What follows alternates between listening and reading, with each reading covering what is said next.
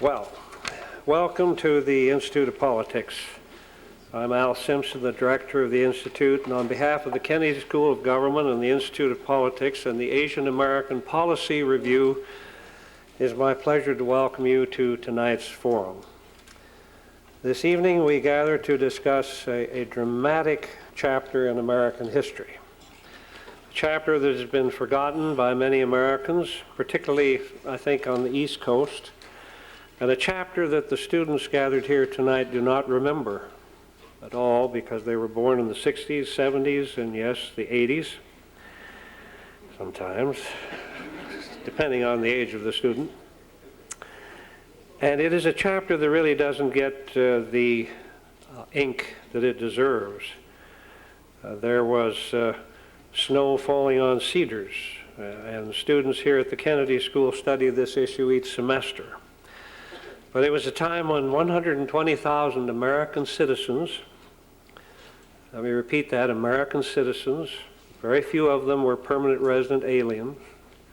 There was that number there too, but American citizens of Japanese ancestry were taken by the United States government into internment camps during World War II. And it was held that they were a security risk to the United States of America, and that they would be loyal to Japan. And remember, we did not do this with the German Americans or the Italian Americans because we could not recognize them. There's a serious element of racism involved. And it may be shocking to you today, but at that time, Justice Earl Warren, who was Attorney General of California, signed the order which sent the Japanese Americans to the interior, to Hart Mountain, Wyoming. It was nothing, just a place in the sagebrush between Powell and Cody, Wyoming. And tonight I'd like to introduce two individuals, and then I tell my little story, and then Norm will tell one too. But tonight we have two individuals who are with us to join this panel entitled America's Japanese Internment Program and Its Relevance Today. First we have Norm Mineta. A note on him in 1 minute. He is the Vice President of Special Business Initiatives at Lockheed Martin Corporation. For 20 years, Norm served in the U.S. House of Representatives as a representative for California's Silicon Valley. Among his many impressive accomplishments, Norm was the driving force behind the 100th Congress's passage of H.R. 442, which officially apologized for and redressed and gave reparation for the injustices endured by the Japanese Americans during World War II. Our next panelist is Ling Chai Wong, Professor of Asian American Studies and Chair of the Department of Ethnic Studies at the University of California at Berkeley. Professor Wong lectures and writes extensively on Asian American history, civil rights, and education issues affecting Asians in the U.S. He is founder and chair of the Chinese for Affirmative Action, a civil rights organization based in San Francisco, a member of the board of several community service organizations, among them the Chinese Culture Foundation, the Chinese American Democratic Club, San Francisco Education Fund, Chinese Historical Society, and the San Francisco Hearing Society. Norm Mineta, let me tell you just a little story. I lived in Cody, Wyoming. I was 12 years old. You've never heard this, have you, pal? 12 years old, Boy Scout, noble Boy Scout. And our scoutmaster said to us one evening, he said, we're going to go and visit with a Boy Scout troop at the Japanese War Relocation Center. And we said, no, we're not. Because all we knew that it was sitting between Powell and Cody in the sagebrush, and it had 11,000 people in it, and there were guard towers, and there were searchlights, and there were armed people in the guard towers. And we as boys said, we're not going out there. You get hurt out there. Why would they have that stuff around it if you weren't going to get hurt? Our scoutmaster enlightened man beyond belief. He said, no, these are kids just like you are. Same merit badges, same stuff, and we're going out there. Well, that was something, because it was called the Jap camp. You see, that was the name of it. And so we went. And there at that camp, I met a remarkable group of people, elderly men and women, too old for the service, boys like Norm and I, too young for the service, and all the people who were of service age were in the U.S. military, in the United States Army, fighting Japan and Germany and Italy. And I met a very spirited, friendly, pesky, curious, witty young man, boy, actually. Troop number, whatever the hell it was, San Jose. And I looked at that and I thought, wait a minute. Same uniform, same language, same jokes, same little books, terrible books. I don't know where he got his. I know where I got mine. And the things that kids get into. We did Boy Scout things and knot tying and camping, and I remembered my friend when I saw that he had been elected mayor of San Jose on the party of the other faith. And I remembered my friend and wrote him, and he returned the letter. I said, remember the white pimply-faced guy from Cody, you remember? He said, yeah. And then we went to the U.S. Congress together. He went before I did, and he served in Congress, and I served in the Senate, and we got to refresh a friendship that came from an extraordinary time in our history. And I guess the fun part of it has been that through the years, we've broken more eyeglasses, because when we see each other, we just kind of crush each other. And I feel my glasses snap again, like they just did tonight. I love the guy. And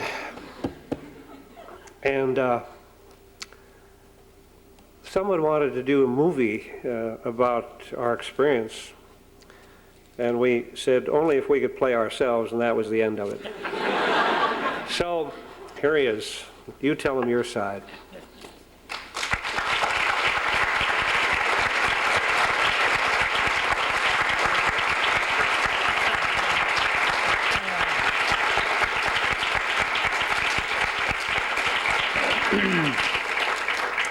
Thank you very, very much, Senator Simpson. Really is a great honor and privilege for me to be here. And in your introducing Professor Wang, I'm really pleased to see that we have a Cambridge chapter of the UC Berkeley Alumni Association. So let's hear it for Berkeley, for those of us who are Berkeley graduates. You know, what Alan said about the camp life. You can't imagine really what it's like when in 1941, and prior to even 1941, there were already the war clouds that were starting to become apparent. And so I remember December 7th very vividly, when we came home from church, and my dad was active in the Japanese American community, and mostly with what they call the Issei community, the immigrants who had come from Japan. And he was a leader in the Issei community, and people were calling him or dropping by the house to wonder, what's all this mean to us? And so that by the time February 19th rolled around, 1942, President Roosevelt had signed Executive Order 9066, delegating to the Western Defense Command the ability to evacuate and put us into camps. And I remember those signs. It said, "Attention, all those of Japanese ancestry, alien and non-alien." Well, already the word games were being played. They were not even considering us as citizens. And so when's the last time that you stood up and proudly beat your chest and said, "I am a proud non-alien of the United States of America. I don't think you have. And yet, this was happening to us in 1942. And so I can remember my dad crying on four occasions. One, the 7th of December, 1941, because here's a person who came to the United States as a 14-year-old boy in 1902. And he loved the United States of America, the opportunities it presented. And he couldn't understand why the land of his birth had attacked the land of his heart. And that just disturbed him greatly. The second time I saw him cry was when we were put on the trains by the military police to leave San Jose to go to Santa Anita, the racetrack. The Army had commandeered all of the racetracks in Oregon, Washington, and California, whether they be racetracks or county fairgrounds or state fairgrounds, because they had essentially built-in living quarters, the horse stables. And so on the 29th of May, 1942, we were put on the trains to go to Santa Anita racetrack, and that was the second time that I ever saw my dad cry. The third time was on the 24th of June, 1956, when my mother died, and then 26th of June when we had the funeral. But he was a person who loved this country, even though he was ineligible for citizenship. And because the laws forbade the Asians, or as they were referred to, as we were referred to as in those days as Orientals, under the Oriental Exclusion Act, prevented us from becoming U.S. citizens. But as tragic as that event was, in October of 1942, we were put into these initial camps, and they were called assembly centers. And they were really holding centers until the more permanent type camps were being built in the interior: Arizona, Arkansas, Colorado, Wyoming, Idaho, Utah. And so by the time October 1942 came around, the camp in Heart Mountain, Wyoming was ready for occupancy. So we got on the trains again under MP escort and transported up to Heart Mountain, Wyoming. And I remember the day we first got there, wind whipping up, and we, as Californians, we really didn't have warm clothing. So here we were in Wyoming with these winds just coming in. And by the time we got to our assigned barrack, again, it was just single wall construction. So this fine sand was inside all of the barracks buildings. And that was our introduction to this desolate part of Wyoming. Because we had no school and no other kinds of entertainment, you do things on your own, and pretty soon Boy Scout troops became a form of outlet for all of us. And I remember we were going to have this jamboree, and our scout leaders had invited the scouts from the surrounding area to come in. And as Alan said, they weren't about to go into that JAP camp. And someone said, "Hey, hold it. These are Boy Scouts of America.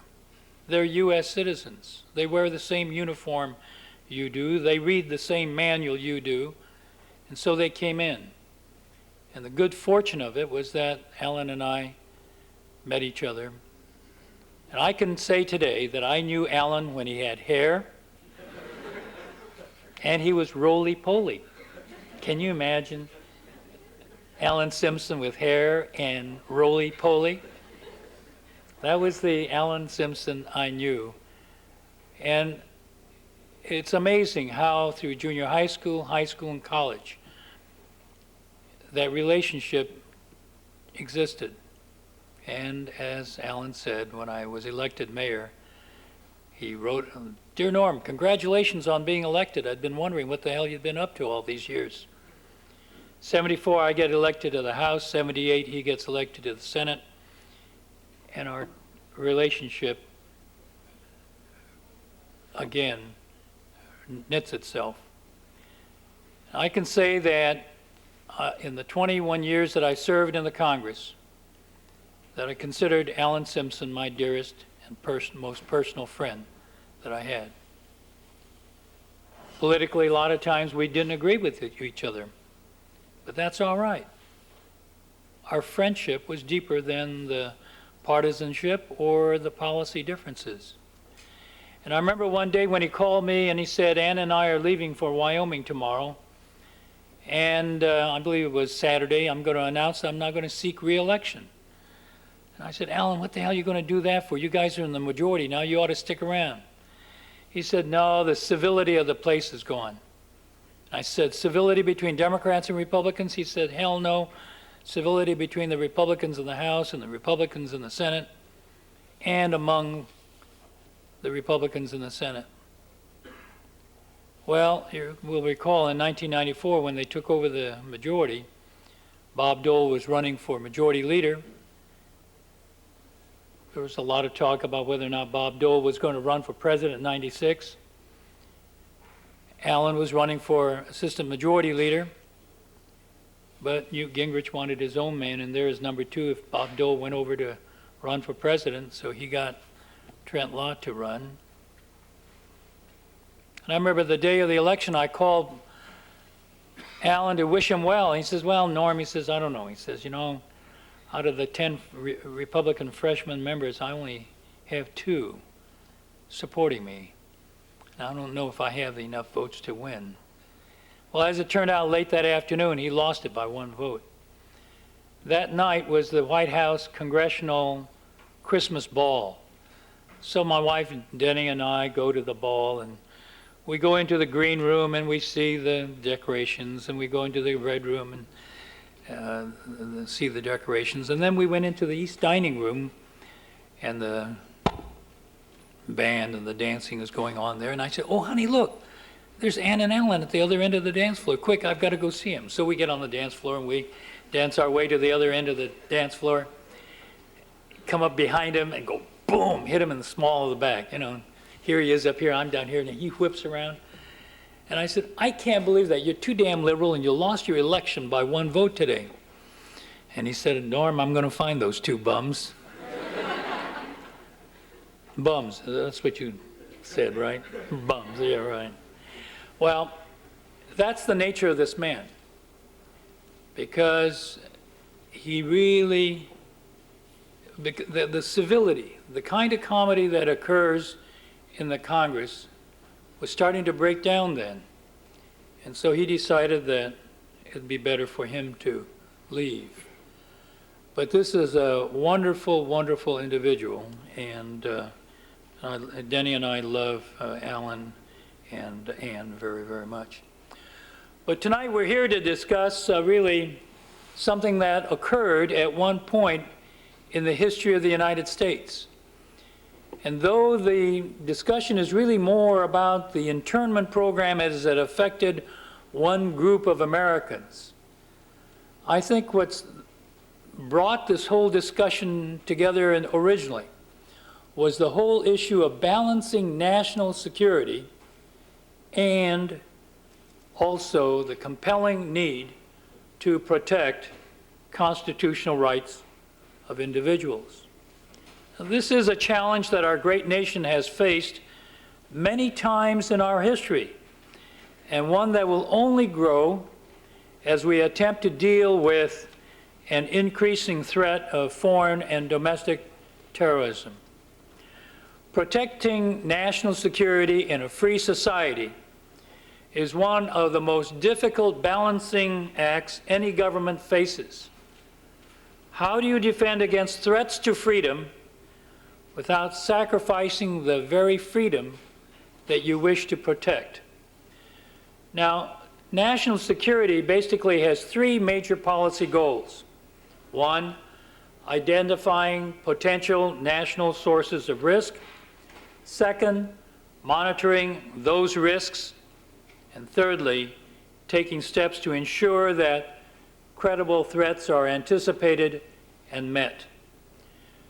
Now, the measures that are used to protect us from threats have, in many ways, worked their way into the day-to-day fabric of our lives, and few of us really question the value of the systems that have been put in place. We routinely pass through metal detectors when entering government buildings. We pass through security screenings, and our luggage is scanned before we are allowed to board airplanes. Part of the business I'm in now, intelligent transportation system, utilizes cameras for people who go through the red light at intersections. And there's a great deal of privacy issues involved in that, in terms of those cameras and the pictures they're taking. But how far should we allow such measures to go? Airline security measures are accepted by virtually all of us today. But in a time when terrorist threats are very real, what lengths should we allow our government to go in to identify and neutralize those threats? What level of suspicion will we require before groups in our society can be subjected to monitoring by federal agencies? And this is not an easy call to make. Far too often in the past, security agencies have undertaken activities which proved in retrospect to be a gross violation of civil rights. Labor organizations, as an example, were routinely targeted for infiltration by federal agents early in the 20th century. During the 1960s, 6 civil rights organizations and their leaders were routinely being monitored by agents of the FBI. And during the Persian Gulf War, Arab American community leaders around the country found themselves facing probing and, in many instances, insulting questions as they were being interviewed by FBI agents. And I remember that day or the evening, it was a Tuesday evening, when we started our bombing in the Middle East. And on Wednesday, my secretary said, "You have a call from an MD from Livonia, Michigan, and he would like to talk to you." So I took the phone call, and this is an MD who said, "I've just been visited by an FBI agent. I'm an Arab American. In fact, I've got a picture on my wall here with President Reagan and President Bush. I'm a big Republican. And yet, today I spent an hour and a half with an FBI agent being questioned about who I thought who might commit acts of terrorism against the United States, or who might be disloyal." It was sort of interesting as we talked about that whole issue. And he said, "Given the experience that you went through in 1942, I just wanted to let you know what I'd gone through." And so with my friend, my colleague, Don Edwards, who chaired a subcommittee in the Judiciary Committee, I asked Don if I could ask him to arrange a meeting with Judge Sessions, the head of the FBI at the time. And I told him what it was all about. So he and the assistant director of the FBI by the name of Bill Baker came over, and the 4 of us had a discussion. And so Judge Sessions said, "Bill, go ahead and explain to the congressman why we're doing this in Livonia." Livonia has a very large population of Arab Americans living in that area. And so he started out saying, well, first of all, we need the information. Secondly, we did it because we wanted to allay any potential fears that Arab Americans might have about hate crimes that might be directed against them, and we just wanted them to know the FBI would be there right away if there were any signs of hate crimes. And thirdly, we were doing it for their protection. I said, "Hey, hold it. What do you mean you're doing it for their protection?" I said, in 1942, there were 120,000 of us who were rounded up under armed guard, placed behind barbed wires, and as Alan described, with guard towers, searchlights, mounted machine guns. And even as an 11-year-old kid, as I looked at those guard towers, I always wondered, if we're in here for our own protection, why are the guns pointed in at us and not out? So I said, Mr. Baker, don't give me this BS about for their protection. Well, after a long discussion, they left, and they must have had long discussions back at the office, because the next day they then called and said, we're recalling all of the FBI agents. I think what this really points out is that we have to be vigilant about protecting our constitutional rights. We don't have to be vigilantes, but we do have to be vigilant about protecting what the Constitution intended for us. Now today, there are hate groups such as the Aryan Nation and the KKK that are being closely watched by law enforcement authorities. And certainly few of us would question the necessity of doing so. But it will surprise no one here tonight when I say that on many occasions in our nation's histories, our security agencies have cast too far a net in their efforts to identify and control risks to public safety and national security.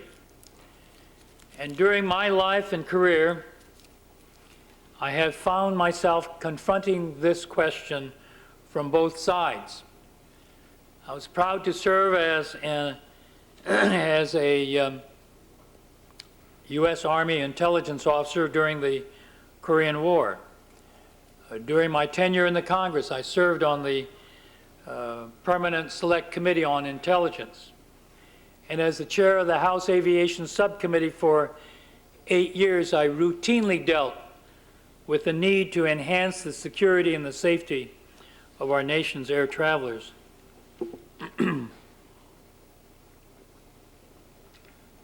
But the need for balance and perspective in pursuing our security interests was brought home to me in the most powerful way possible by my own experiences as an American who, by accident of birth, was of Japanese ancestry. As I indicated, I was 10 years old when the Empire of Japan attacked our U.S. naval installation at Pearl Harbor on December 7, 1941. And like my brother and my sisters, we were all born as native-born American citizens. And although my parents were barred from becoming U.S. citizens, they had lived in this country, my dad since 1902 and my mother since 1911, and they considered themselves loyal Americans. And in the wake of the attack on Pearl Harbor, the United States government could have responded by trying to identify individuals who represented a threat to American security. But for Americans of Japanese ancestry, no such individualized effort was deemed necessary by our government. The orders that were handed down from Washington, D.C., authorized by Executive Order 9066, directed that all persons of Japanese ancestry on the West Coast, those with at least 1/16 blood, were to be evacuated from their homes and forced into internment camps. The tragedy was a stain on our national honor for many years, until the Congress passed the Civil Liberties Act of 1988 and formally apologized to those who were evacuated and interned. And the work of Senator Alan Simpson of Wyoming, and as we say in the House, in the other body, was great. his work on behalf of that legislation was one of those kinds of acts of I think, great respect you have to look to, and for that I'm always indebted to him. Now, when the Japanese American community began the Redress Campaign in the mid-1970s,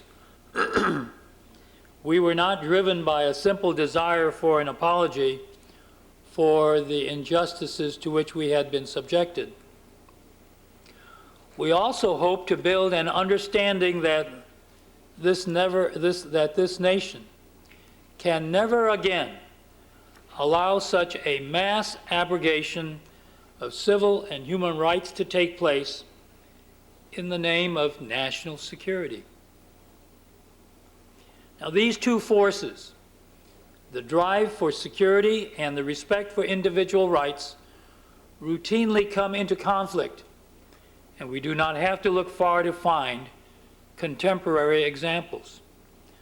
Many of these examples focus, just as the Japanese American internment did, on communities in our country that have been the subjects of historic patterns of discrimination.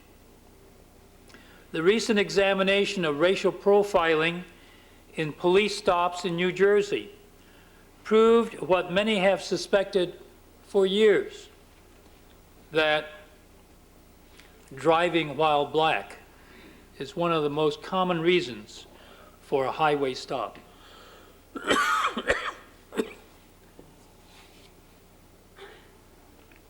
Many still remember the early days following the Oklahoma City bombing, when some pointed to Arab extremists as the most likely cause of the tragedy. Of course, nothing could be further from the truth, but Arab Americans made an easy target of suspicion. And until the identity of the bomber was revealed, Arab American community centers and mosques found themselves subjected to threats around the country, as were individual Arab Americans, forced to wonder whether suspicion might fall on them at some point. Or think about where Chinese Americans find themselves today. And I mention this, Alan, just for one point. The issue of Wen-Ho Lee, none of us can really get into the guilt or the innocence of Wen-Ho Lee. But I believe very strongly that racial profiling is an issue that has to be dealt with. And in fact, the Department of Energy, last Tuesday, a week ago today, had what they call a national stand-down, where the entire department devoted that day to the whole issue of racial profiling and diversity within the Department of Energy. Now, there are other examples as well. As a member of Congress from Silicon Valley, I had the privilege of representing a congressional district that is home both to a thriving and vibrant high technology community and a thriving and vibrant gay and lesbian community. For gay and lesbian workers in the high-tech world, just a few years ago, few things could be more troubling than learning that their companies had been awarded a contract from the Department of Defense. Because all of a sudden, naturally, in terms of security clearances, those became much more rigid in terms of the employees of those companies. Now, I think that has been dealt with very successfully by Secretary Cohen in the meantime, and that is not an issue today. But I think that these examples point out that this debate is likely to never be settled. As long as there is any group in our society that is seen as unpopular or untrustworthy, there will be a danger that individual rights and freedoms may be ignored or forgotten. And our constant challenge is to make sure that our security agencies treat individuals as individuals rather than simply establishing categories which reflect social prejudice rather than reasoned examination. You know, now that I've left Congress, Alan, I don't get to speak. You used to take it all, Scott. Is this called a long drink of water? Since I've left Congress, I don't give that many speeches anymore, and I guess maybe my voice can't take it.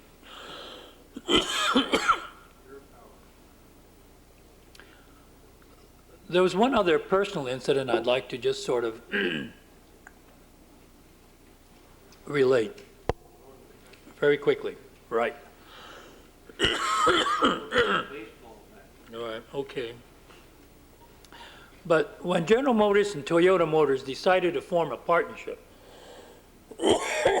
Toyota said they wanted to open up a closed General Motors plant in Fremont, California, and make Toyotas for themselves, and make a car for General Motors.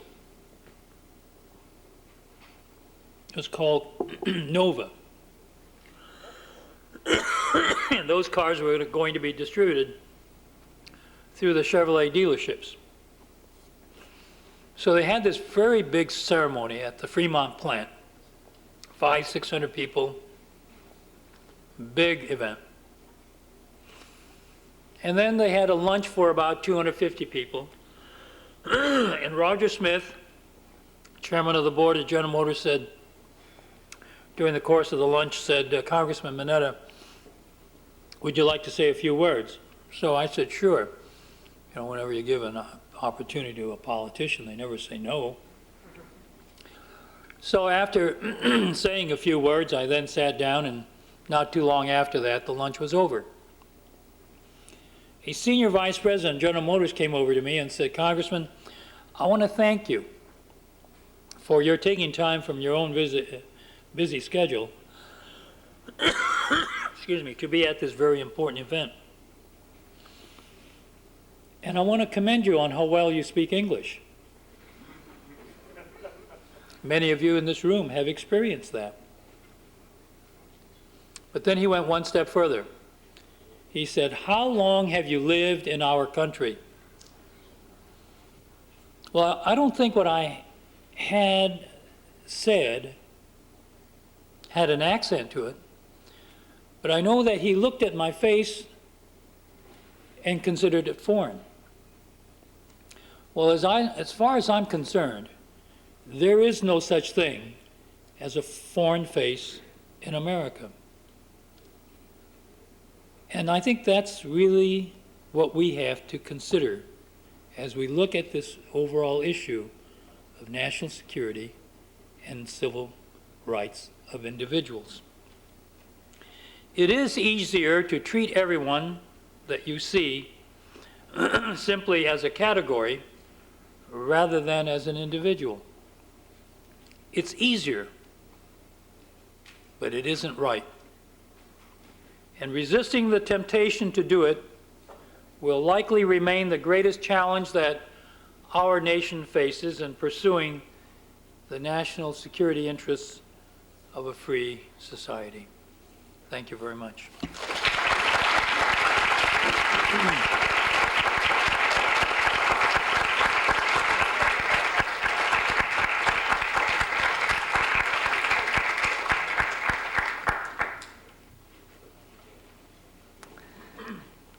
I was asked to make some comments in response to the Congressman's statement. I thought what I would do, and since all of you have been sitting here for so long, I'll try to briefly make a few points and then maybe open up for question and answers. I think what we just heard, I think is something rather unique, actually, to, a unique phenomenon in American history. How do we, as a democracy, look at a racial group that is neither black nor Native Americans, and in fact, and then how we then would respond to a group called Asian American in our country. And this question actually was raised right at the very, very beginning, in the middle of the 19th century, right after the California gold was discovered, when the Chinese began to come over here. Now you recall, in the middle of the 19th century, America had essentially two major racial groups, and we have very specific policies toward treating those two groups. We have, of course, the Native Americans, and those of you who have studied American history know that by mid-19th century, we knew exactly what we had to do with the so-called indigenous people in America. And that is, we confiscated their land and then put them into the reservation reservations all across the country. And they had no rights, essentially. And then we also have, at that time, black slaves. Now, this was before Civil War. Blacks were brought into this country in chain and were kept in chain up until then. When the Chinese started showing up as immigrants in California, we had a crisis. We did not know how to deal with the Chinese because they were not indigenous people that we could just put them into a reservation camp. And the Chinese were not brought into this country in chains. They were immigrants. In fact, many of them were imported specifically to meet the shortage, the labor shortage, that was facing the West. The West needed to be developed, and there was nobody there to do a back-breaking kind of a work. And so we came out with a very unique solution, and that's, we declare that the Chinese and subsequently all the other Asian immigrants that came in, Japanese, Korean, South Asians, Filipino, we declare these people to be unassimilable in American society. And therefore, the prescription for unassimilable people will be that we can use them, and then we can, once we finish using them, we can reject them and then exclude them.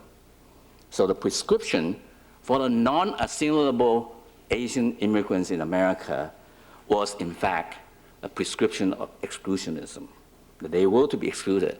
And this helped explain why, for instance, all the exclusion laws that were enacted, initially against the Chinese, but subsequently against all the other Asian groups that came into the United States. In 1882, United States Congress enacted the first Chinese exclusion law. Up until then, everybody was welcome. America is a land of opportunity for anybody to come in. The only people that could be excluded from America at that time were prostitutes, morons, and lepers. And in 1882, Congress added the Chinese to that list. And then in addition, in the 1882 exclusion law, Congress also declared that those Chinese who were already in the United States, unlike all the immigrant groups, will have no right of naturalization to become citizens of the United States, because our intention was eventually to send them back to China. As soon as they ceased to be useful to us, we were going to send them back. And that was how essentially Chinese were treated. So if you look at the history of Chinese immigration to this country, unlike all the immigrant groups that came in, as you go from one generation to another generation, that population grew. Not the Chinese. At the time when the exclusion law was enacted, there was about 110,000 Chinese in the United States, according to the 1880 census. By 1920 census, there were only 66,000 Chinese left. And no wonder, by the time when we were trying to build the Statue of Liberty and asking Americans to contribute money, including the Chinese in this country to contribute money toward the building of that Statue of Liberty, some Chinese wrote to the editors saying that, calling on all Chinese in the United States not to contribute a penny to putting up the Statue of Liberty, because that statue does not represent the way that this country treated Chinese immigrants. And there's a lot of truth to that. Now, because of that kind of exclusion idea that was so pervasive, and the fact that the Chinese and then subsequent all the Asian group were not entitled to naturalization, suddenly there became a kind of a stereotype. The Chinese, the Japanese, the Korean, Filipinos, South Asians were all perpetual aliens. And this explains why the General Motors, vice president, thought that, Congressman Menace was somebody from Japan. He's an alien, even though he was born here. All of us are perpetual aliens. And so the struggle actually for Asian American in this country has always been try to become part of America's citizenry. We were not allowed to become naturalized citizens until after the Second World War, essentially. And the exclusion law, in fact, continued, in spite of the repeal during the height of the Second World War, continued until really 1965. And yet, the legacy of that exclusionism persists to this day. And let me cite a few examples. I mean, the most glaring example, of course, was what the congressman had just told us, what happened to the 120,000 Japanese Americans during the Second World War. But as soon as the Cold War broke out, McCarthyism, sank in. One of the first things that happened was that when the Korean War broke out, the first question that came out immediately was, what do we do with the Chinese Americans at that time in the United States? And there were actually people seriously talking about evacuating the Chinese American and put them into concentration camps. But by then, I think, Earl Warren had changed his heart already. And in fact, he was among the first people to come out and spoke out against evacuating the Chinese Americans. So we learn from history, in other words. And that's important. But nevertheless, Chinese Americans, in fact, were synonymous with treason and espionage during the entire period of the Cold War, especially in the 50s and early 60s. Throughout Vietnam War, we were repeatedly told by our political leaders the reason why we went into Vietnam Wars is to contain the so-called Chinese communist expansionism. That was the justification for going in. So as a result, people like J. Edgar Hoover, until the day he died, continued to believe that all Chinese Americans were potential spies of Communist China. And every year, he went to Congress Appropriations Committee asking for a specific amount of money to be appropriated to the FBI so that they could keep the Chinese American under surveillance. We were perpetual aliens in this country. Then if we were to look at the, many of you have heard about the Vincent Cheng case. The Chinese American engineers who was killed in Detroit by two white unemployed auto workers. And I don't want to go into the detail, I think since most of you know. But most people do not realize that he was killed because he was presumed, first of all, to be an alien, and worse, he was a Japanese alien. And he was blamed essentially for causing the unemployment status of these two white auto workers at that time. Now, you'll recall back in the early 1980s, and I remember that Congressman Menace was fighting very hard at that time, the whole country was dead set against something called Japan bashing at that time.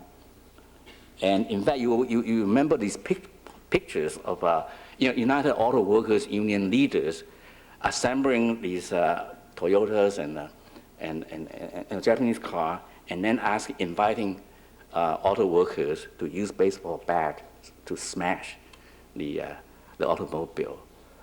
And there was great fear among the Japanese Americans that suddenly all of them became very vulnerable. Anywhere you go, who knows? You may bump into somebody who thinks that you are another one of these alien Japanese who are causing all the problems to our economy. That's another example, okay? Give me another example. And this should be of interest to the people here in the Kennedy School.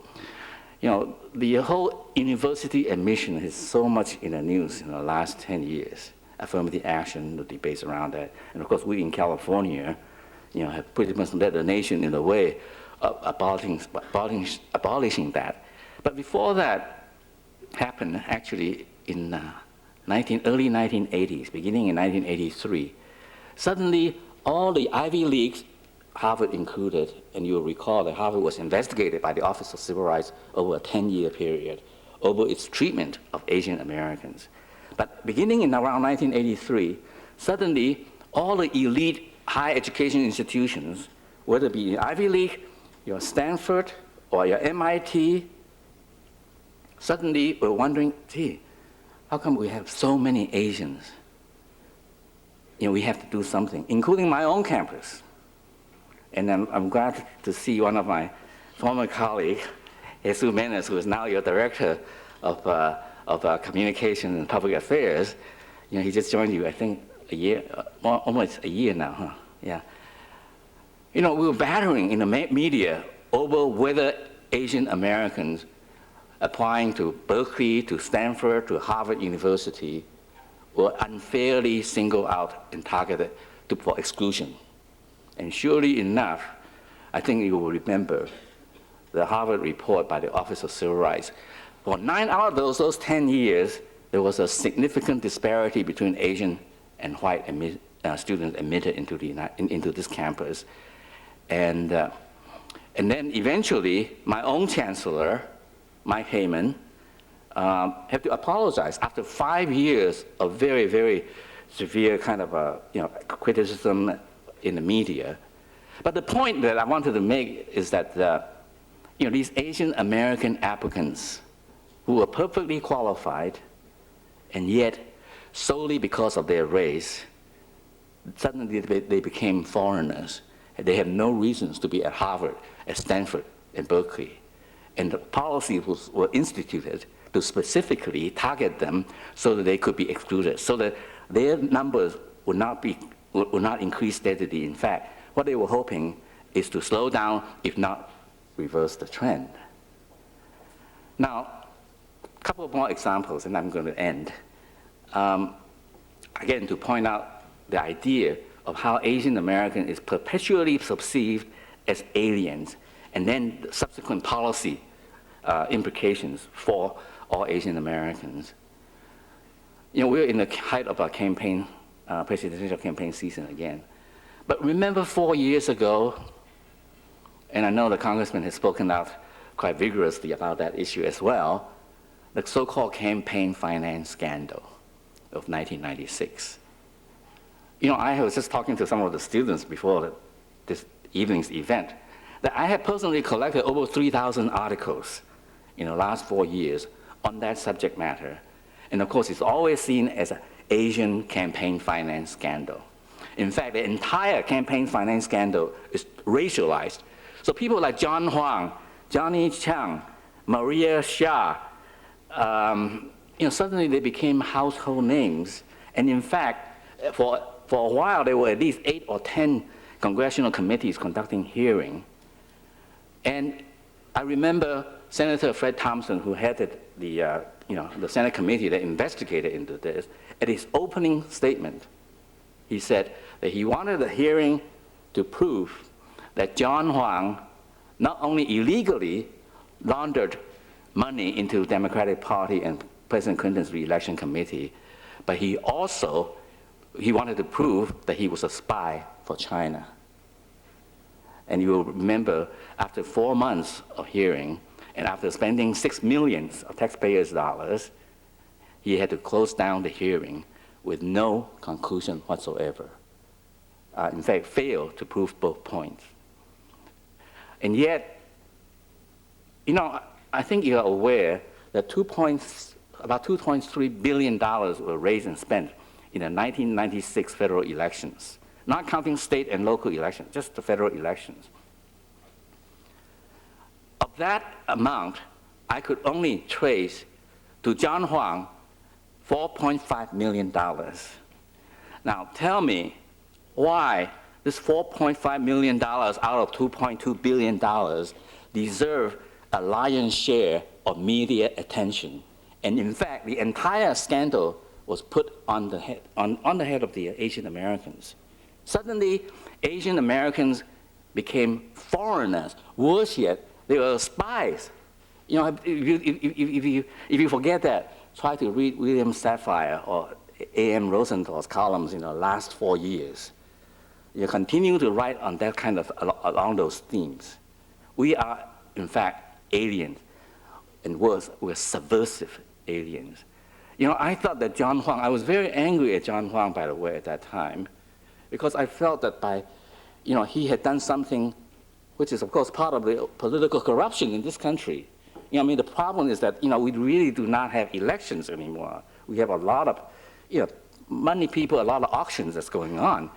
And, and I thought that John Huang, even though I knew that he was a victim of a lot of, racial treatment in the media and in the political partisanship kind of debate, I was angry with him because I felt that he was also contributing to that part of corruption, and that I did not think that that even though we should defend him if he is being treated in a racist manner, which he was, but I also felt that the whole issue of political corruption in our system was totally diverted and sidetracked and in fact buried as a result of the racialization of the campaign finance reform, campaign finance scandal.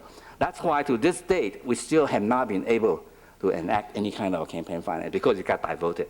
Similarly, my last example, of course, is the Wan-Ho Lee and the Cox report. I think by Cox, especially when Cox report, by the way, contrary to what the media reported, it came out in May. It did not come out in May last year. Let me assure you. It came out, the first report, in fact, was leaked to the New York Times in late December 1998.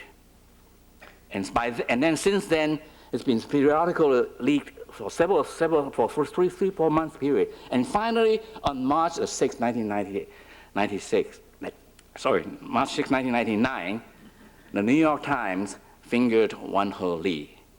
And the next day, suddenly, not only was Wan-Ho Lee summarily dismissed, a person who has devoted 20 years of his entire professional life to the defense of the United States was summarily dismissed from his job. And then since December 10th, he's been arrested and charged, although not on espionage.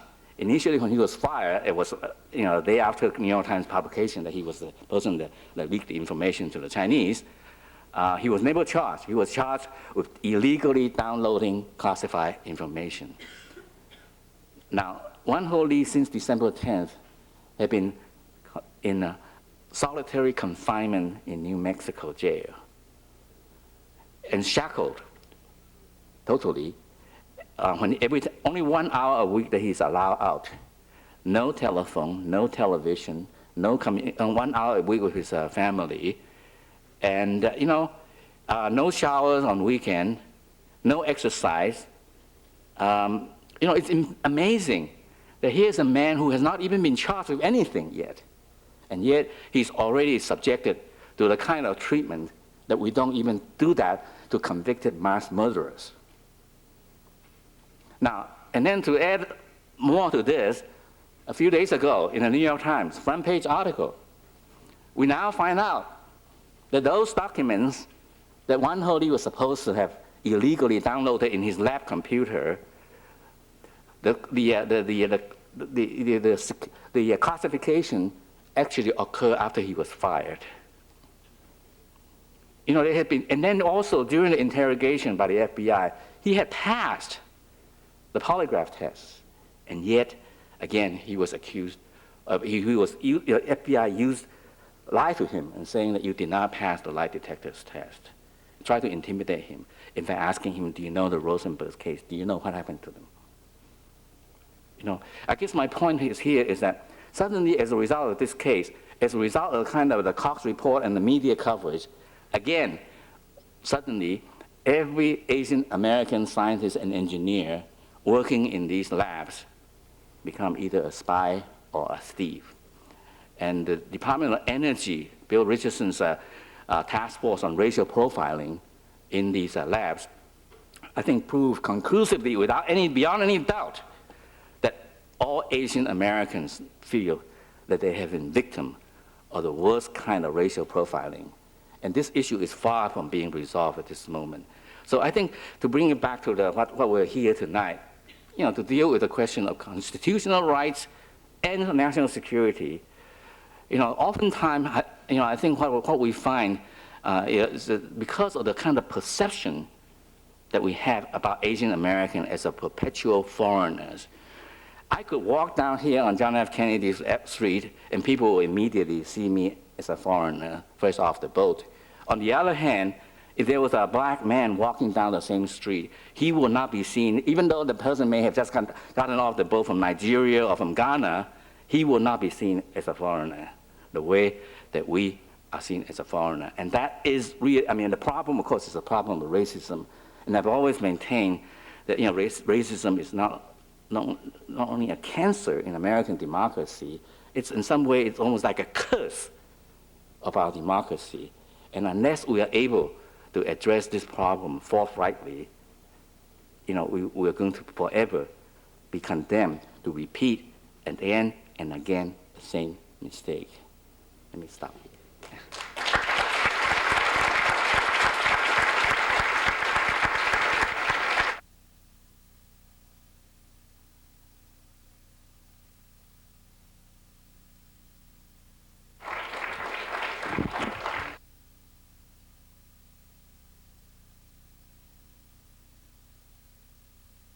Well, thank you, Congressman Panetta. No, he called me that. What did he call? There was Manetta and Panetta. He said, no, that guy's Italian. And then he called me Simon once, Paul Simon. I said, oh, that's Paul Simon Simpson, for God's sake.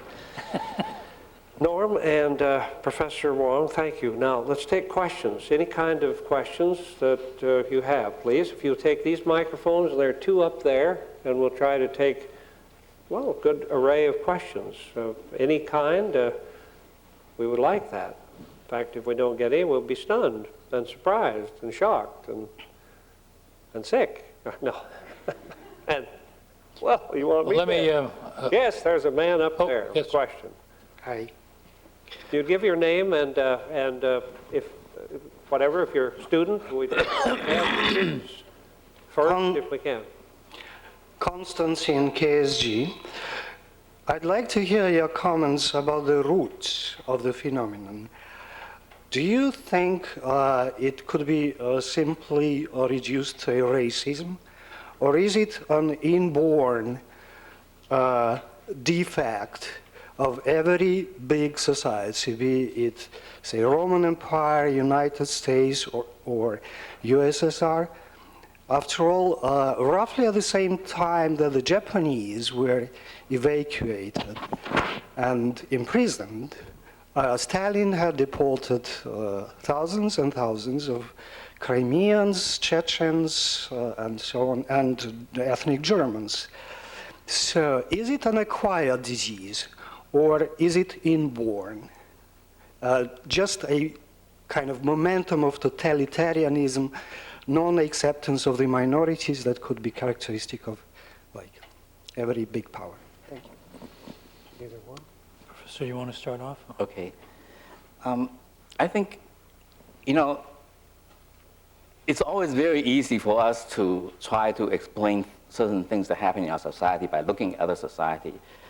I think we should try to take a look at our own society, our own constitution, our own Declaration of Independence, what those words mean, and then we judge ourselves based upon the standard that we set up for ourselves. Of course, there's racism in China, racism in Japan. I think Chinese are among the most racist people in the world. But we're not talking about, racism in China. We're talking about racism in America and what happened to American citizens. I think it's very important for us to stick to what we are here. And in fact, John Dower, who just received a Pulitzer Prize, has written a beautiful book about the Second World War, about how racism played a very important role in both the United States and also in Japan, called War Without Mercy. If you have a chance to read that book, it's really a very, very well-documented book about trying to explain why both sides committed so much atrocity, and it's all because of, racism. And because we claim to be a democracy, I think we ought to be judged on the basis what our own standards are. Let me ask you a question, sir, because that was a startling statement. You said that China was the most racist country. Among many racist countries. Well, why yeah. are you saying that? Because I know I also happen to study Chinese history and the Chinese policy toward the racial minorities. I think that if you look at the problem of Tibet, that is a problem of racism. That's probably basic to this whole idea of xenophobia in terms of. That's part of it too, yeah. But, I sort of look at the Chinese treatment of the Tibetan as the way that we treat our Native Americans, because it is very much a racial issue in Chinese society. China, most people think that they're all Chinese, but no. I mean, the Chinese dominate for sure, but there are 56 minority groups, and most of them are very, very invisible, and have been historically very, very mistreated. And of course, the Chinese also mistreated the foreigners that enter into China for sure as well. Your question, please. Hi, my name is Therese Long, and I'm a MPP student at the Kennedy School.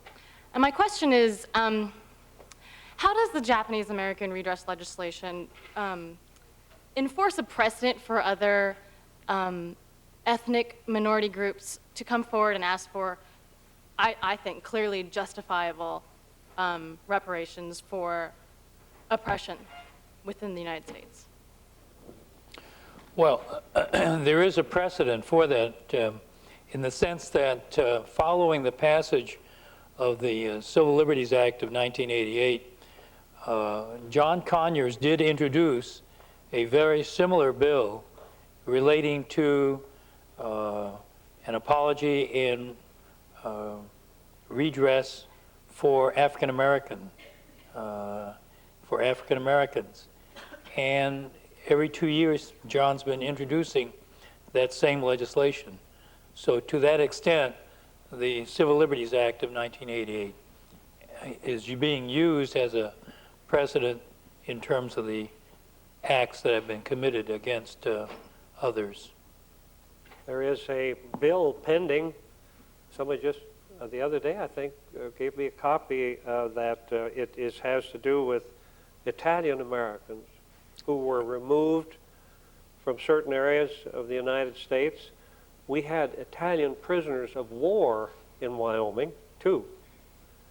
They lived in Douglas, Wyoming, and they had almost total freedom. They lived across the river, and they could go into Douglas because there were so many Italian Americans, and they looked just like the guys around Douglas. But there is a bill in right now to say that there's reparations for Italian Americans who were displaced during the Second World War. Therese, there was a great story that Senator Inoue always tells about when they were in training for the 442nd in Mississippi.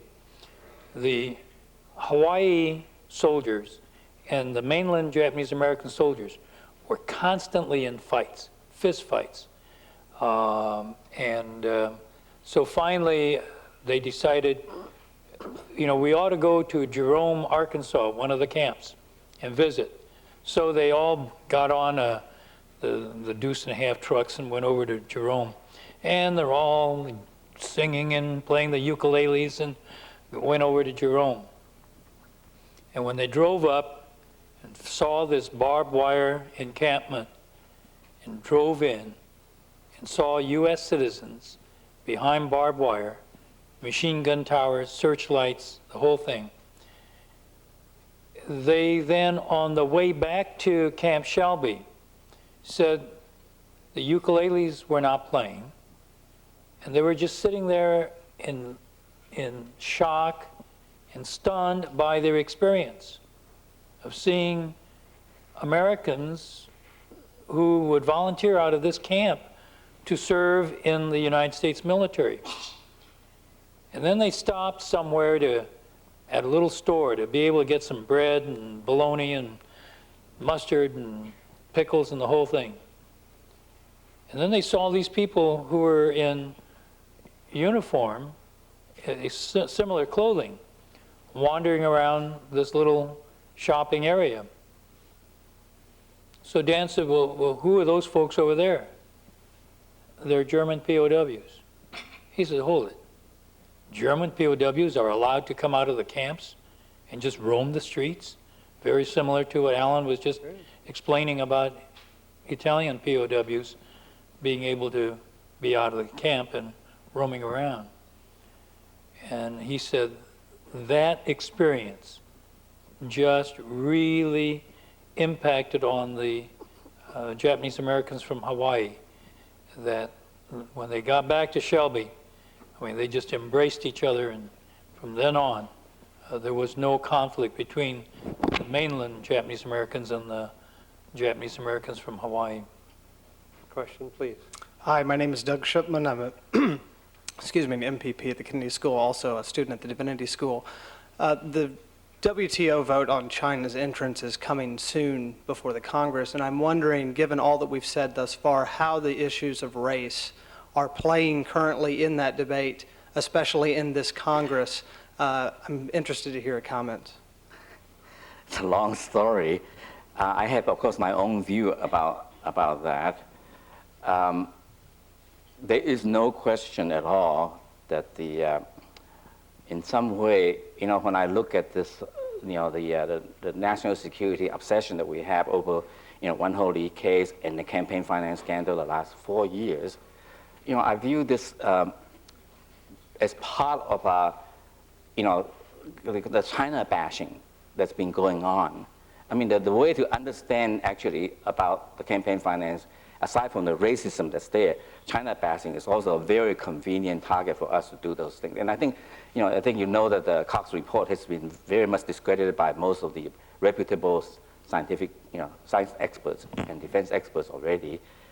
And yet it's again coming to the forefront, just like in the 1980s during the Japan bashing period. This time it's going to be China. Now, I actually, and the AFL-CIO has been leading demonstrations in Washington, D.C. the last few days. I personally think that the AFL-CIO has some very good points, and I fully support that. But I wish the AFL-CIO would get off this racist kind of a campaign and said that we are going to support China. The WTO issue is very big. It will affect all the working people in the world, not just the United States. And that I think that in order for the AFL-CIO to win the rights of American workers, they need the support of also the Chinese workers. And the way to do it for the AFL-CIO is to announce that we're going to support China's admission into WTO because we are very concerned, and that we want to join forces with the Chinese workers to try to work for the improvement of the workers' rights under WTO regime.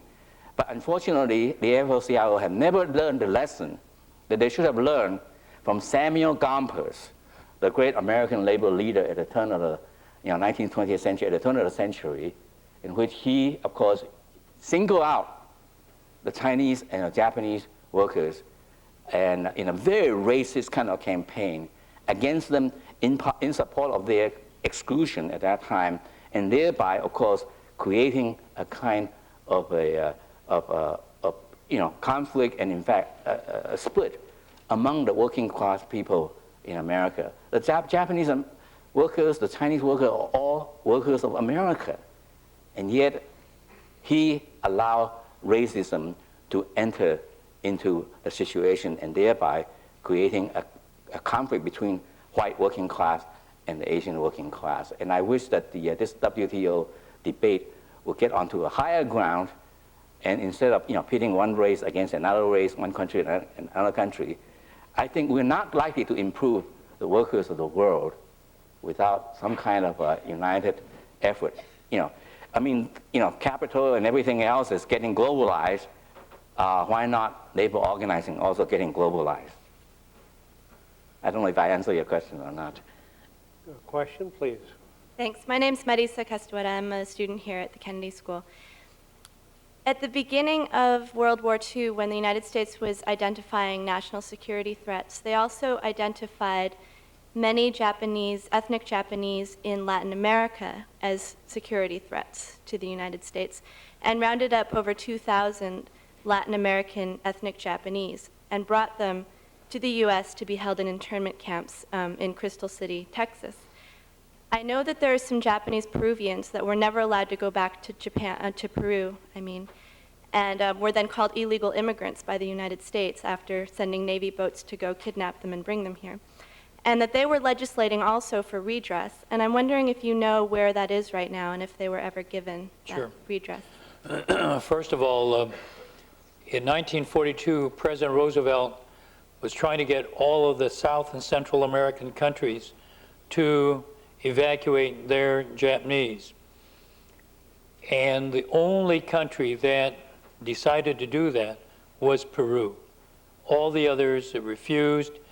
There was a person by the name of Matsumoto whose home is right next to the presidential palace in Mexico.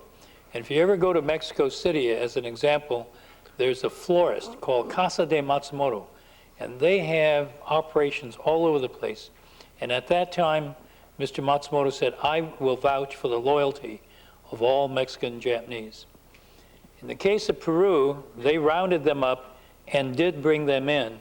I believe about 2,500 were brought into the United States. After the war, they were all released, and there was an immigration officer in Chicago, and a large number of the Peruvian Japanese eventually moved to the Chicago area. And he said, if you will go into Canada and come back in, I will give you a visa to come back in.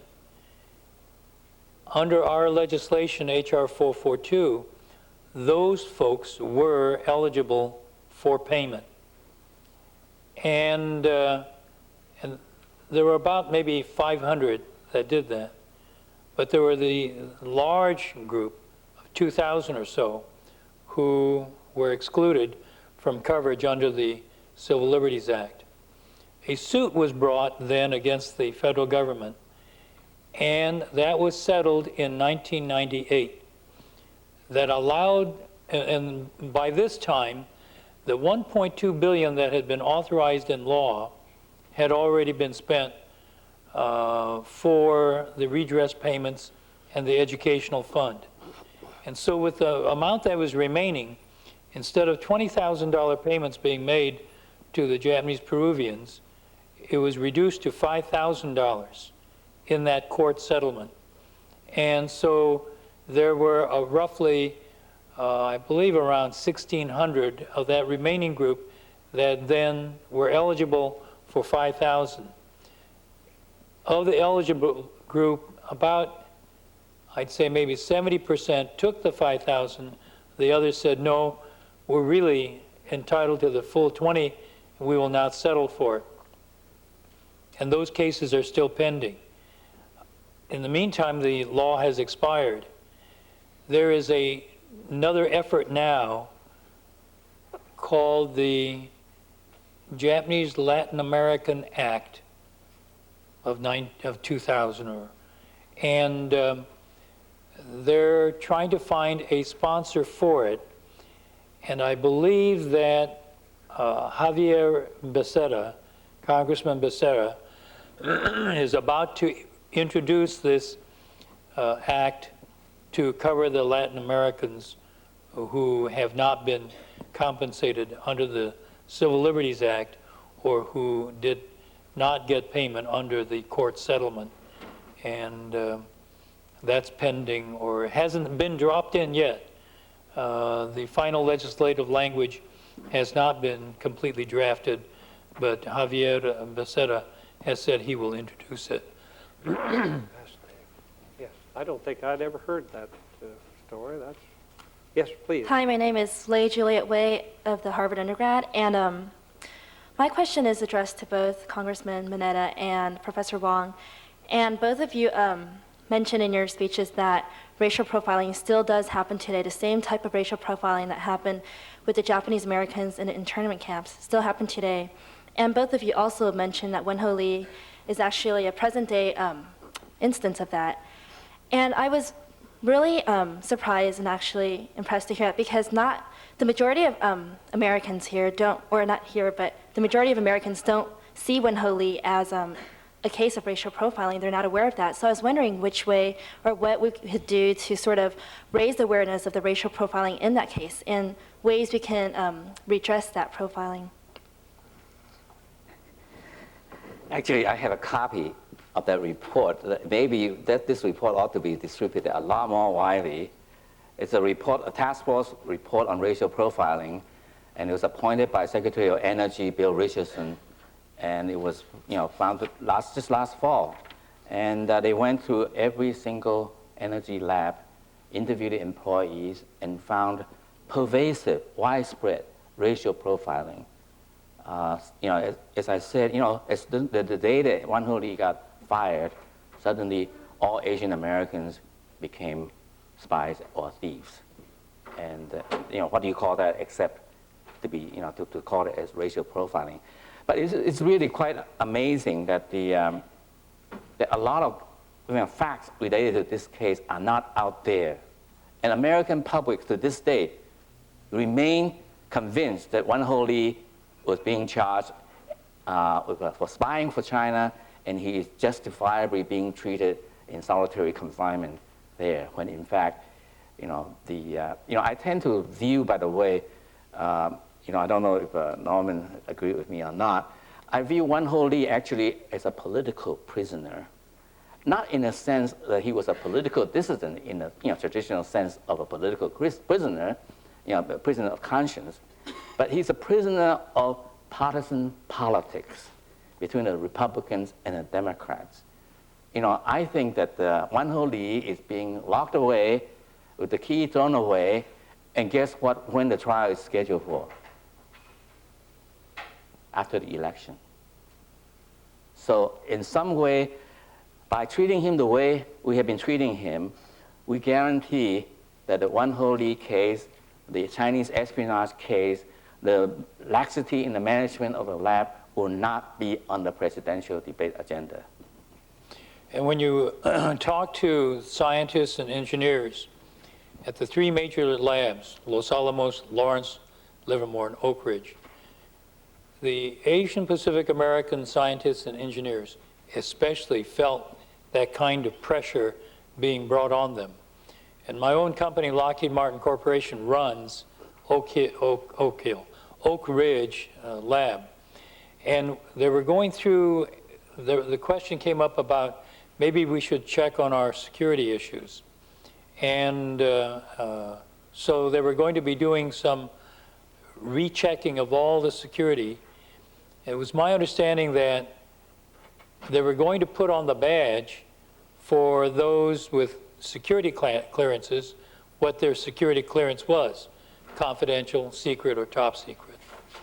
But then for some, they were going to add another identifier, and that was for foreign nationals. They were going to put on the badge FORN. Well, if you're a foreign national and you have a top secret clearance, what difference does it make whether you're a U.S. citizen or foreign?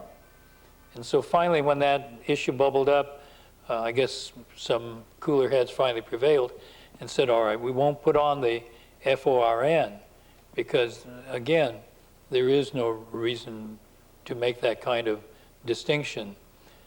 And I think there are so many instances in this Wen-Ho Lee situation because he wasn't charged under the Espionage Act.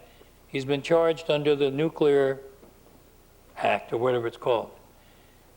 And yet, the question of John Deutsch comes up.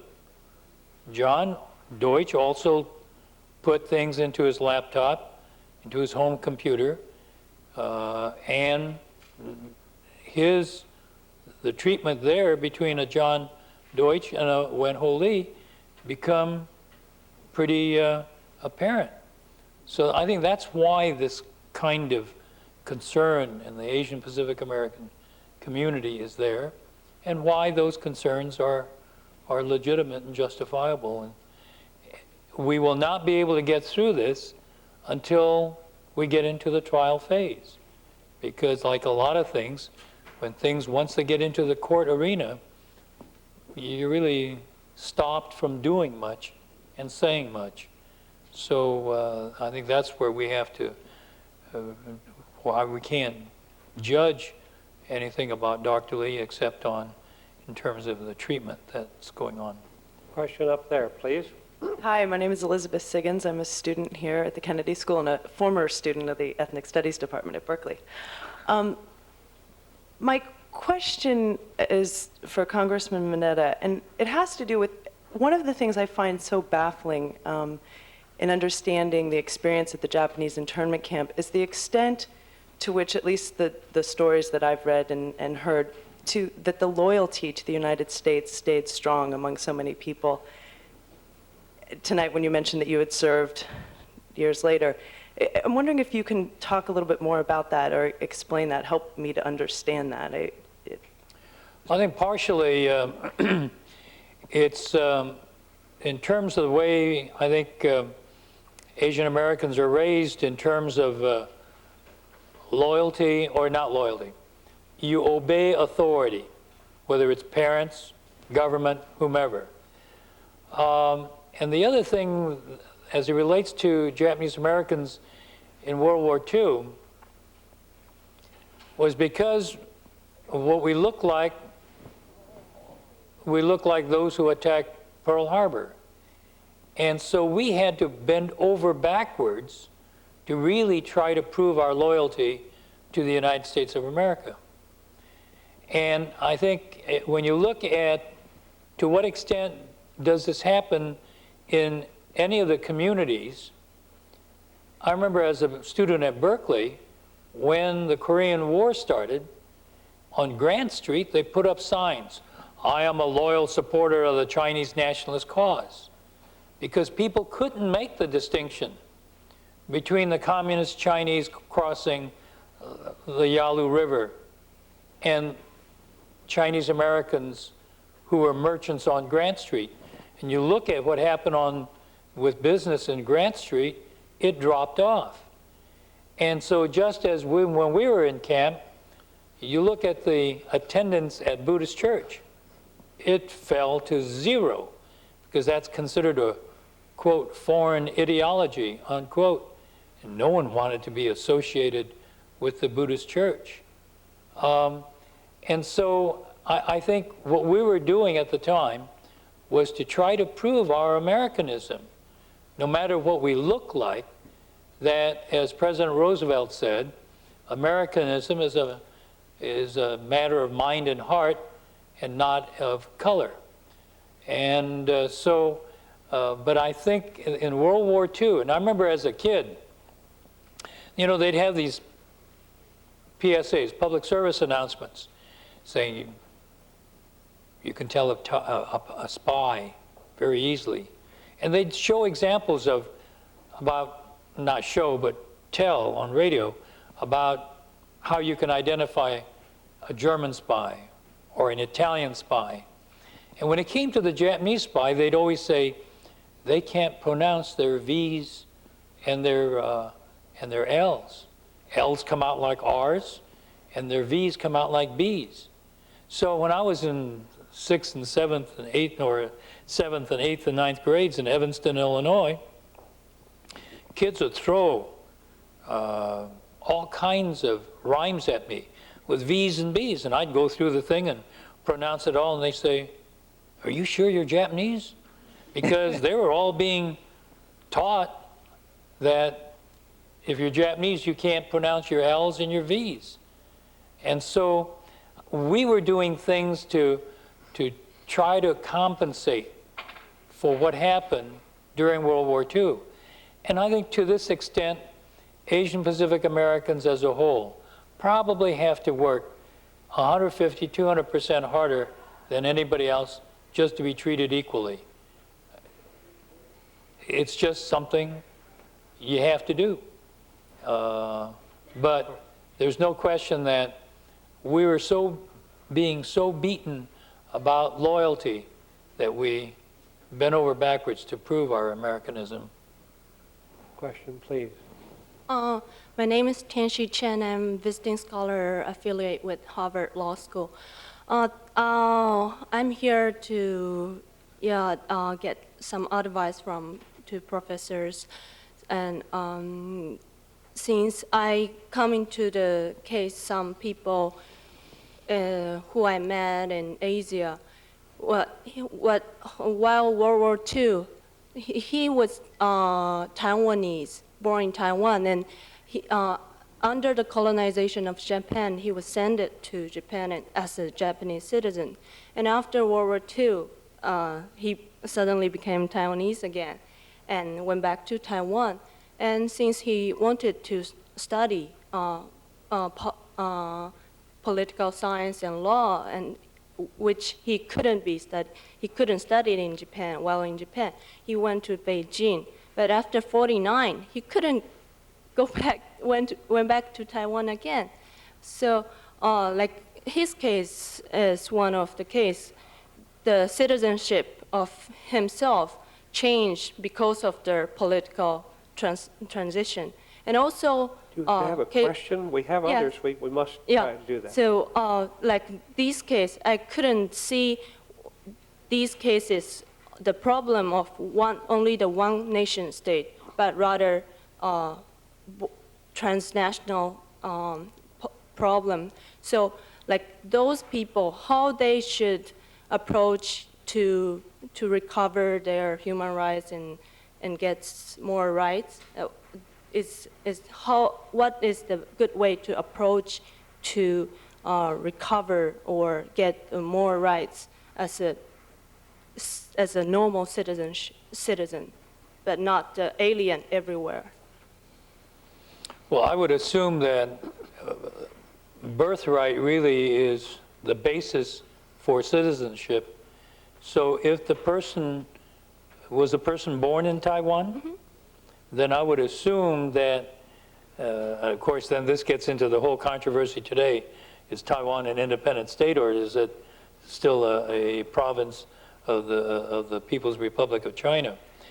I think his status as a citizen with the colonization of Japan, of Taiwan, probably would not count at all. I would think that his status would either be with Taiwan or with China, but I would still think birthright is the basis for citizenship. We're going to have to, just going to have to take two more because how many pretzels did you eat on the plane as they circled around up there? Right. He hasn't eaten, and I haven't either, waiting for that rascal. So, two more. Right here and right there. Okay, I'll make this quick.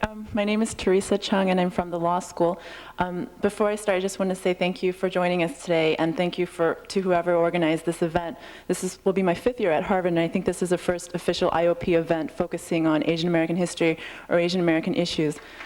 And I have a couple of questions of fact for the professor, because I'm actually confused a little bit by the Wen-Ho Lee issue.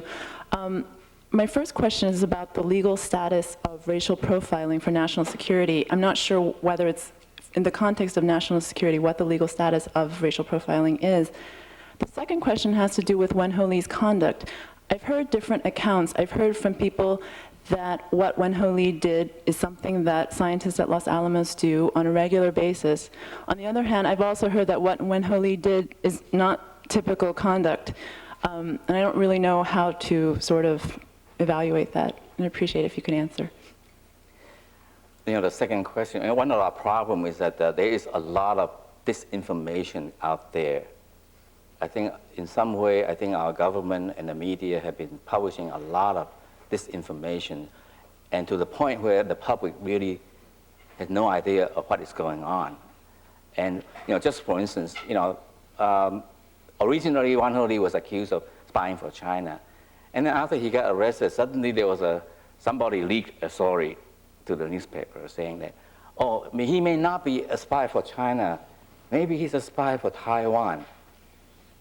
You know, indicating that there's a lot of, you know, disinformation out there, and I think the government is very much responsible for leaking a lot of, including some of which came from the Cox report. As I said, Cox report was completed in December 1998, but was not released until May 1999. And during that 6-month period, a lot of information got leaked out. So that by the time when it came out, there was nothing new. Now, in terms of the national security issue, you know, it's kind of interesting that, you know, of course, legally, I do not believe that the government really has the right to hold Wan Ho Lee the way it has been doing, because if you know, the congressman pointed out John Deutsch, the former CIA director, you know, his downloading of classified information is, first of all, far higher level of security and much more callous, because he not only downloaded the information onto his laptop computer and then brought it home and then downloaded in his home computer, both of which were not secure, whereas Wan Ho Lee's downloading was only in his lap. He had 2 computers.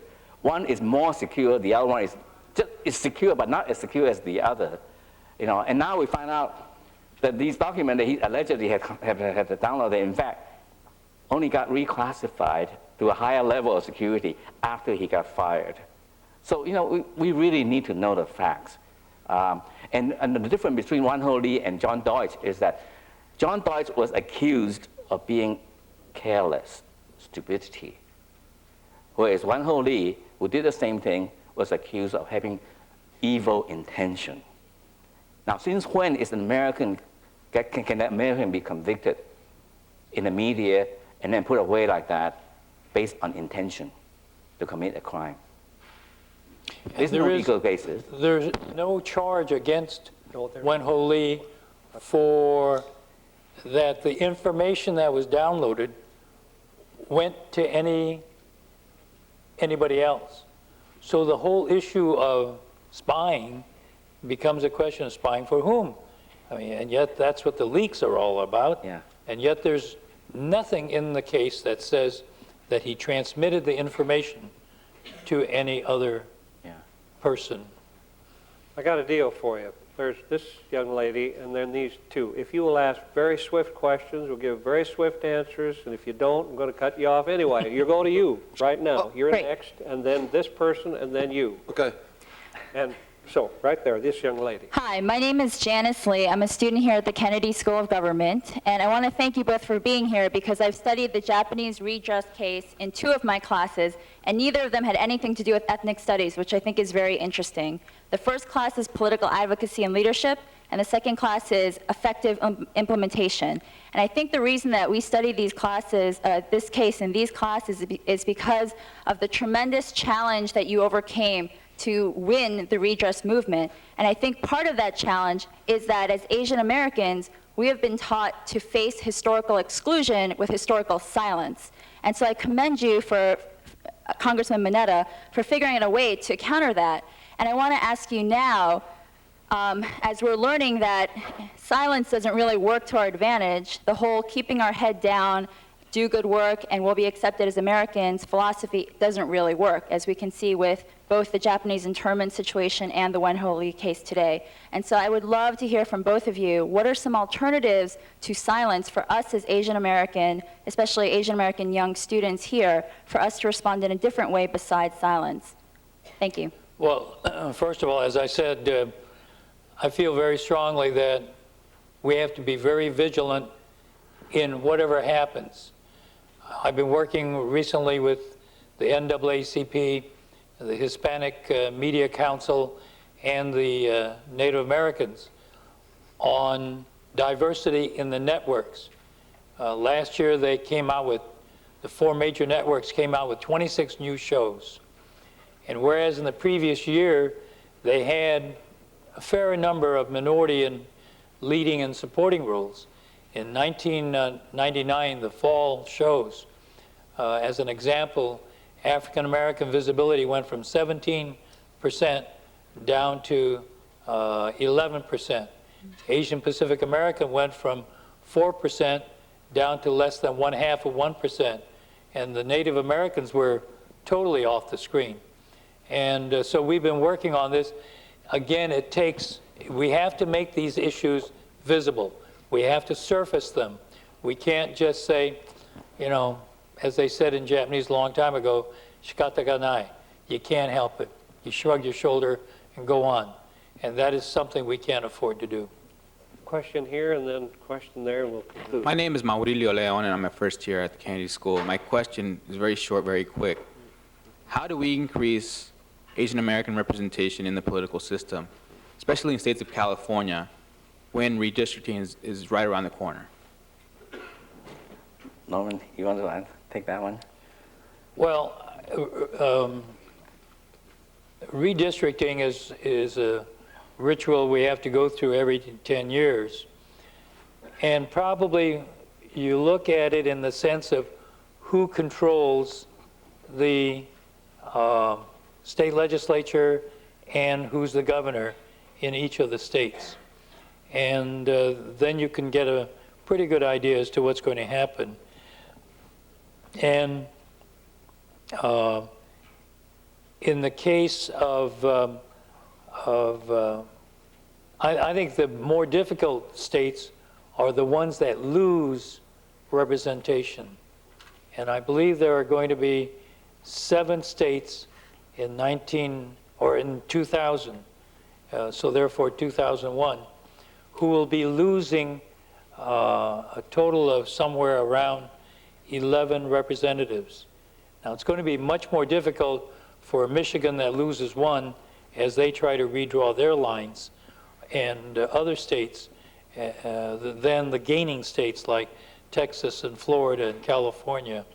But those are really dependent on the state legislatures. Let me just quickly answer too. I think Asian Americans need to participate because American democracy, unfortunately, works for only those people who participate. And and Asian Americans, like people like Wan Ho Lee, in fact, a perfect stereotypical model minority. Work hard, contribute as much as he can, believe in his heart in American, liberty and justice for all. And look what happened to him. He's got neither justice nor liberty now.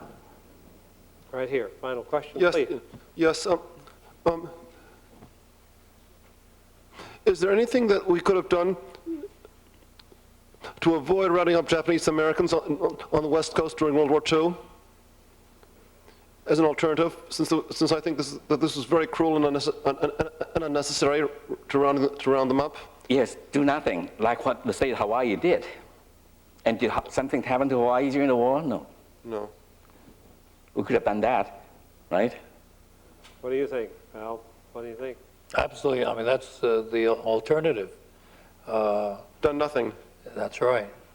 One of the things when you talk about the most damaging thing that happened, I think, that Senator Inoue will mention is his, as a university student, being in what they call the varsity volunteers, and that was the ROTC group at the University of Hawaii. They responded on the 7th of December, and they all showed up to do things, whether it was taking people off to hospitals, but by February of 1942, he was classified 4C. Now, we all know what 1A is under the selective draft. We know what selective service system. We know what 4F is. Anyone know what 4C is? Resident alien. And if you ever ask him what impacted on him the most, you'll probably find out it was him being designated a 4C, that his own country would consider him an alien. And to this day, I think he will still talk about his 4C registration in the selective service. So I think the best thing would have been I think there's a wonderful chapter in a book by Rehnquist called All the Laws But One. And it's how this happened. And I think if you read that, you'll have a better idea, whether you agree with it or not, but how it did come. Because at the very date they changed the category, in February of '42, a Japanese submarine was in the harbor shelling an oil installation in Santa Barbara. And if you don't think the American people didn't say, wait a minute, how did a Japanese submarine get into the harbor and shell a known oil installation unless somebody on the shore was telling them where it was? And meanwhile, the Japanese were winning the war. It didn't take them long. They nearly had it in the Battle of Midway, turned it. They took Thailand, they took Hong Kong, they took Guam, they were on their way, they took the Philippines, they took Singapore. And India and Australia were next. And the Battle of Midway then in '42 turned the tide. So you got to remember, if you're going to remember a little history, you got to remember a lot of history. And it was hysteria. It was hysteria. That's the key. Huh? Hysteria. Hysteria. There's no question, wartime Norm hysteria. Mineta and Professor Wong, thank you very much. It's been powerful, poignant.